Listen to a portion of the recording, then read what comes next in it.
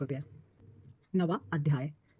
इधर वृंदा ने स्वप्न देखा कि पति सारे शरीर में तेल लगाकर नंगा शरीर भस्म पर सवार होकर दक्षिण दिशा की ओर प्रेतों के साथ जा रहा है। यह सपना देखा उसे बड़ी चिंता हुई और अटारी तथा गौशाला कहीं भी विश्राम नहीं मिला। तब वह एक वन से दूसरे वन में चली गई। वहां वृंदा ने सिंह जैसे मुख वाले 2 राक्षस देखे। उन्हें देखते ही वह डर के मारे भागी। आगे जाकर उसके शिष्य सहित एक तपस्वी मुनि को देखा और उसने अपनी रक्षा के लिए कहा। उसकी प्रार्थना पर मुनि ने अपनी एक हुंकार से उन राक्षसों को भगा दिया। तत्पश्चात वृंदा ने मुनि से विनय पूर्वक कहा कि महाराज, मेरे पति जालंधर तथा महादेव जी का घोर युद्ध हो रहा है। उसमें किसकी विजय होगी, कृपा करके बताइए, क्योंकि आप सर्वज्ञ हैं। यह सुनकर मुनि ने ऊपर देखा। उसी समय 2 बंदर ने आकर मुनि को प्रणाम किया और मुनि के संकेत वे दोनों बंदर वहां से चले गए। फिर थोड़ी देर बाद वे दोनों आकाश की ओर से आए और उन्होंने जालंधर दैत्य का सिर और धड़ लाकर फेंक दिया। वृंदा अपने पति के मृत शरीर को देखकर बहुत दुखी हुई और रोने लगी। तत्पश्चात मूर्छित होकर पृथ्वी पर पड़ी। मुनि ने अपने कमंडल से उस पर जल छिड़का तो उसे चेतना आई। वह पुण्य विलाप करती हुई मुनि से बोली कि महाराज, जिसने देव गंधर्व और विष्णु सहित तीनों लोकों को जीत लिया, वह शिव के हाथ से कैसे मारा गया। हे मुनि, आप बड़े सामर्थ्यवान हैं, किसी प्रकार मेरे पति को फिर जीवित कर दीजिए। तब मुनि कहने लगे कि शिव जी के हाथ से मरे हुए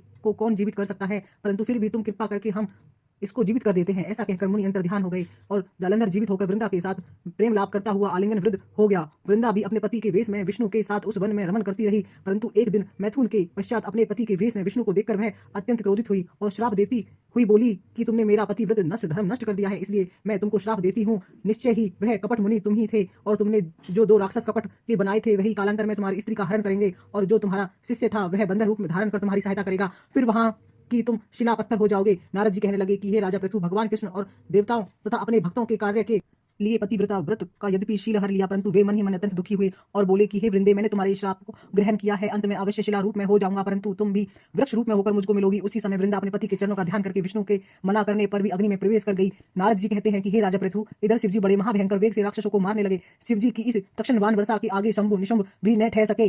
वह युद्ध में भाग खड़े हुए। तब शिवजी ने अपने उनको श्राप दिया, क्योंकि तुम युद्ध क्षेत्र से भाग गए हो, इसलिए पार्वती के हाथों से मारे जाओगे। उधर जिस समय वृंदा का पतिव्रत नष्ट हुआ, तभी जालंधर का बल समाप्त हो गया। ठीक उसी समय विष्णु ने अपना सुदर्शन चक्र तेज सहित विष्णु को दिया। फिर शिवजी ने अपना ऋषियों के तप का, पतिव्रता स्त्रियों का, ब्रह्मा जी का तेज उनमें जोड़कर जालंधर दैत्य को छोड़ दिया, जिससे उसका सिर कटकर भूमि पर गिर गया।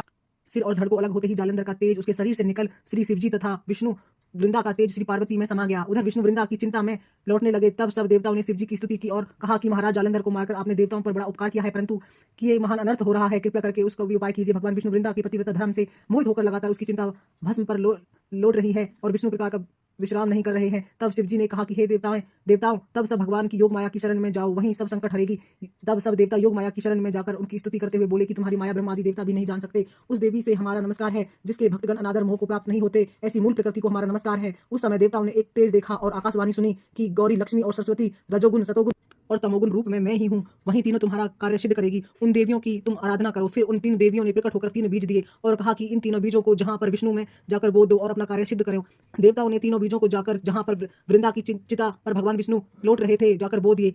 उन तीनों बीजों के 3 वृक्ष उत्पन्न हुए। रजोगुण सरस्वती से आंवला, तमोगुण गौरी से तुलसी और सतोगुण लक्ष्मी से मालती हुई। श्री लक्ष्मी जी ने अपना बीज ईर्ष्या युक्त होकर दिया था, इसलिए मालती भगवान पूजा में निंदित तथा आंवला और तुलसी भगवान को अति प्रिय है। इस प्रकार वृंदा के वृक्ष रूप होकर भगवान शालिग्राम से संयोग किया। इस प्रकार कार्तिक के उद्गम में भगवान की पूजा तुलसी के मूल में होती है। नारद जी कहते हैं कि हे राजा पृथु, जिस घर में तुलसी का वृक्ष होता है उसमें यमदूत कभी नहीं आते, इसलिए जो तुलसी का वृक्ष घर में लगाते हैं वे यमप्री नहीं देखते। नर्मदा तथा गंगा जल तुलसी का पूजन यह तीनों के बराबर है। जो मनुष्य तुलसी तथा आंवले की छाया में अपने पितरों का श्राद्ध करता है, उसके पितरों को मोक्ष प्राप्त हो जाता है। नारद जी कहने लगे कि हे राजा पृथु, तुलसी और आंवले का महात्म्य ब्रह्मा जी भी कहने में असमर्थ हैं। जो कोई इस कथा को पढ़ता है, वह सुनता है, वह मोक्ष को प्राप्त हो जाता है। बोलिए श्री सत्यनारायण भगवान की जय, तुलसी माता की जय। कल हम 10वां अध्याय पढ़ेंगे।